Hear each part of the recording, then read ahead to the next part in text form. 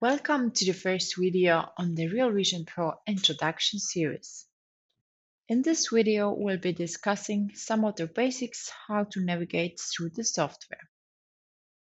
At the top left, we have File, Edit, Updates, and Help. Under File, you're going to find Save Workspace, Export Settings, Import Settings, Application Settings, and Exit. Save Workspace is going to save all your objects in the print area, including manipulations like move or scale, as well as your printer settings. Export Settings is going to export the currently selected printer settings to a file on your computer. And then Import Settings will import those settings into a custom profile that has been used before. Application Settings contains settings related to the look and feel of REALvision, and it's not really used very much, just for printing. An exit, of course, just exits the software. To the right, in parentheses, we see keyboard shortcuts for each of the features. Under Edit are mostly object manipulations, which will be covered in a further video. Under Updates, we have Check for Updates and Get New Profiles. Check for Updates is going to check for updates that would actually update the software, whereas Getting the newest profiles is going to add material profiles from our server that we have created.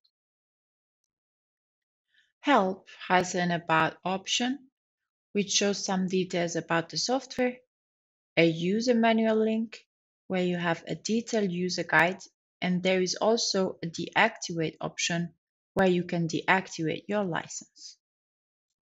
Next, just below that is our left toolbar here. You can minimize the toolbar with this arrow at the top. To import an object, either an STL file or an OBJ file, it also takes PLY and OSF files. Just click the Add Models button, and we'll just go ahead and import our torture test. Torture test models are specifically designed to test certain abilities of your 3D printer.